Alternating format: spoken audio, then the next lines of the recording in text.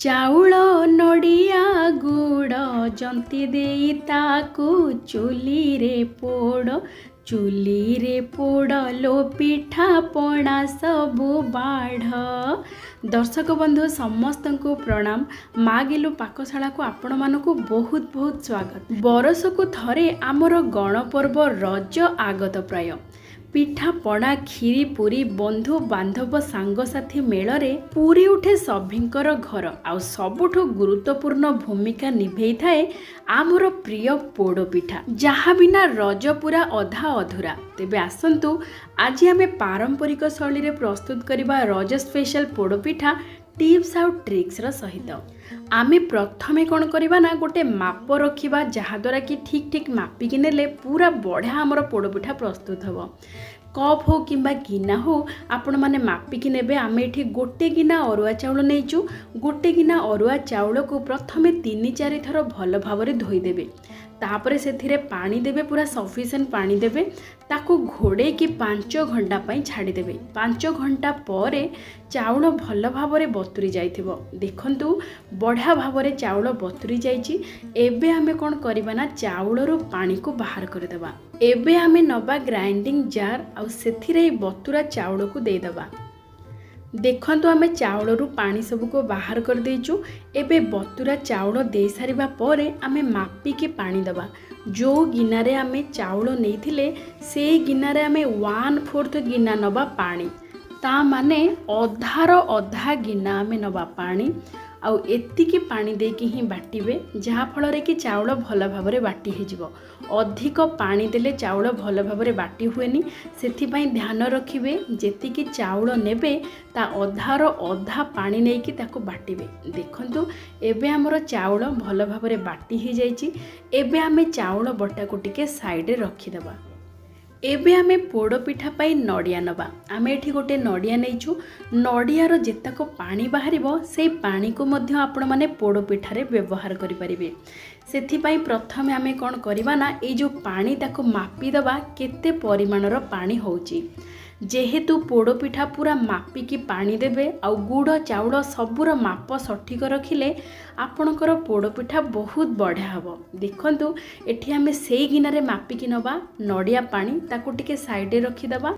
एबे आमे नड़िया को छोट छोट खंड करिके काटिबा। आमे एठी नड़ियार जो ऊपर ब्राउन पार्टा ताको बाहर कर देबा, जहा फल रे कि हमर पोड़पिठारे बहुत बढ़िया स्वाद रहिबो। आउ सेथिपाई गोटे टिप्स है, आपण माने नड़िया को 8 ରୁ 10 घंटा पाई फ्रीजर रे रखिदेवे। फ्रिज रे नुह, फ्रीजर रे रखिदेवे।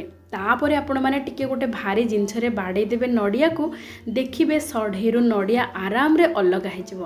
तापरे आपण माने तार जो ऊपर बादामी रंग बा ब्राउन पार्ट थिवो ताको बाहर कर देबे। तापरे छोट छोट खंड करिकि व्यवहार करि परिबे पोड़पिठारे। एबे आसंतु आमर पोड़पिठा को सुगंधयुक्त और स्वादिष्ट युक्त करिबा पई गोटे मसलार प्रस्तुत करिबा।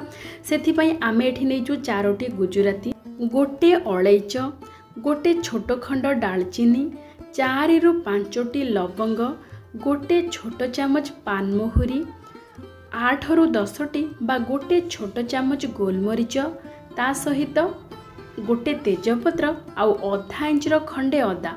ए सब जिनस गोटा मसला को आमे व्यवहार करिबा हमर पोड़पिठारे बहुत बढ़िया स्वाद बढ़ाई देबो। एबे आमे कोन करिबा ना ए गोटा मसला सब को आमे टिके दरदर गुंड करिके व्यवहार करिबा। एमिति गोटा पकेले पोड़पिठारे खाइला बेलकु पाटिरे लागिबो, भल लागिबोनी। सेथिपई आमे कोन करिबा ना ताको टिके भल भाबरे एमिति चूरी देबा। आपण माने चाहिए ग्राइंडिंग मध्य करि परिबे, किंतु पूरा पेस्ट करबानी बा पूरा फाइन पाउडर करबानी। आमे एमिति दरदर गुंड करके रखिबा। बहुत बढ़िया फ्लेवर आसीबा, बहुत बढ़िया स्वाद भी लागिबो। एबे आमे गोटे हांडी नै जिबा बा कड़ाई आपण माने नै परिबे। सेथिरे गोटे बड़ चामच देसी घियो दे देबा। तापरे आमे जो नड़िया को छोट छोट खंड करके रखिथिले ताको एठी देकी 3 ରୁ 4 मिनिट पाई टिके भल भाबरे मीडियम फ्लेम रे भाजी देबा। एमिति भाजी कि आमे जदि पोड़पिठारे व्यवहार करिबा नड़िया को बहुत बढ़िया स्वाद रहिबो। देखंतु टिके लाइट ब्राउन कलर जितेबेले हे जिवो नड़िया, सेतेबेले आमे नड़िया अधा बाहर कर देबा। आउ अधा आमे रखिबा पोड़पिठा जंतीबा पई।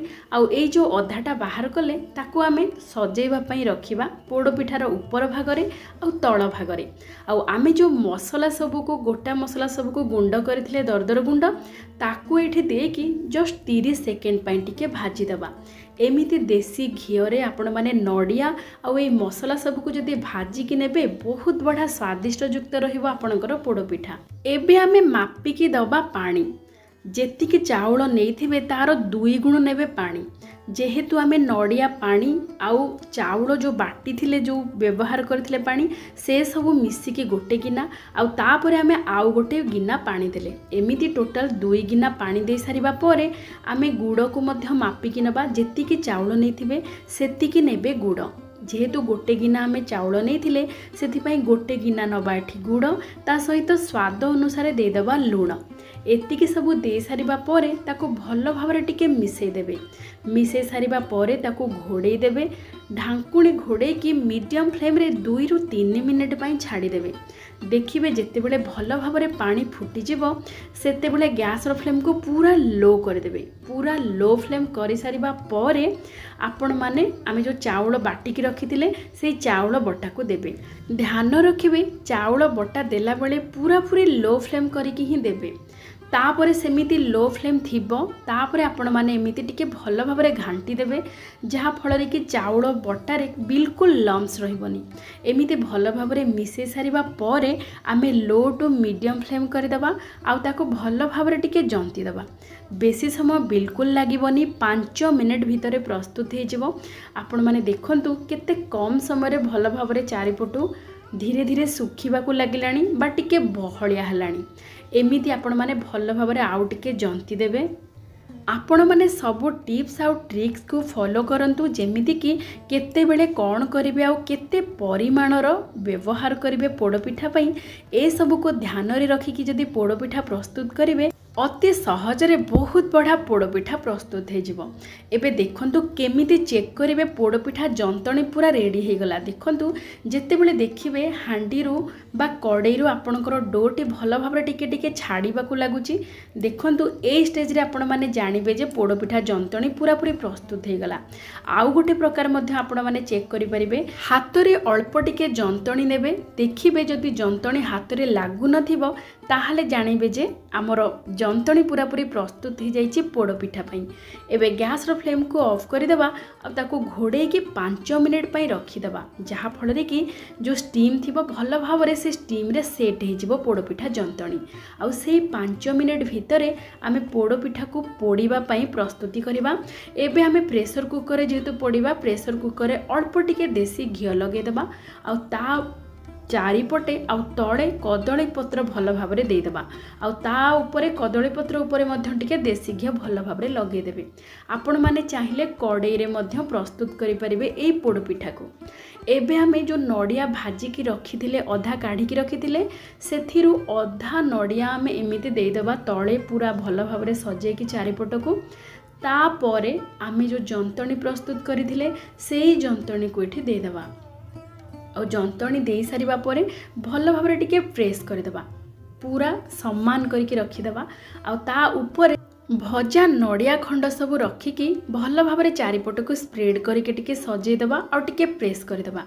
पोड़पिठार तल भागरे आ ऊपर भागरे आमे भजा नड़िया एमिति देदेबा आ पोड़पिठार तल भागटी जेतेबेले पोड़ीजिवो नड़िया गुड़िक टिके टिके पोड़ीजिवो भारी सुआदिया लागिवो।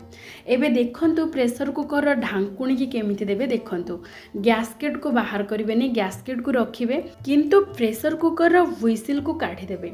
एबे आमे व्हिसिल काढ़ी सारिबा परे ताकू गैस चूल्हा बसई देबा आ प्रथमे मीडियम फ्लेम रे 4 रु 5 मिनिट पई बसई देबा जहा फल कि प्रेशर कुकर भल भावरे गरम हो जिवो। एमिति 5 मिनिट परे आमे पूरा पूरी लो फ्लेम कर देबा। लो फ्लेम करिकी मात्र 30 मिनिट पर्यंत छाड़ी देबा। 30 मिनिट भितरे भल भावरे पोड़ी हो जाइथिबो आ देखंतु 30 मिनिट परे हमर पोड़पिठा केते बढ़िया भावरे प्रस्तुत हेची। बहुत बढ़िया देखा जाउची किंतु गरम थिबा अवस्था बिल्कुल को बाहर करबानी। पोड़पिठा भल भावरे पोड़ी हेची कि नहीं जानिबा पई आमे कोन करबा ना छुरी हो किंबा टूथपिक हो देखिबे ता भितरे जते बडे पुरै के बाहर करिवे जदि पूरा सफा आसुथिबो ताहाले जानिबे जे भल भावरे हमर पोड़पिठाटी बेक हे जाइची बा पोड़ी हे जाइची। एबे आमे गोटे थाली नेकी ताको प्रेशर कुकर रो बाहर करदेबा पोड़पिठा को। पोड़पिठा केते भल भाव देखंतु पोड़ी हेजी आ जेहेतु आमे चारिपटे कदली पत्र देइथिले भल भाव बाहरी आसीबो प्रेशर कुकर रो। आ केते बढ़िया भाव देखंतु पोड़पिठाटी पोड़ी हे जाइछि। आ तळे आमे जो देइथिले भजा नडिया खंड सबु से सबु टिके टिके पोड़ी हे जाइछि। आ देसी घियर बास्ना ता सहित आमे जो 7 प्रकार गोटा गरम मसलार व्यवहार करिचे गुंड करिके ताको पुणी देसी घिरे भाजिके करिचे तार बास्ना बहुत बढ़िया आसुची। बास्ना रे पाकशाला पूरा महकी उठुची।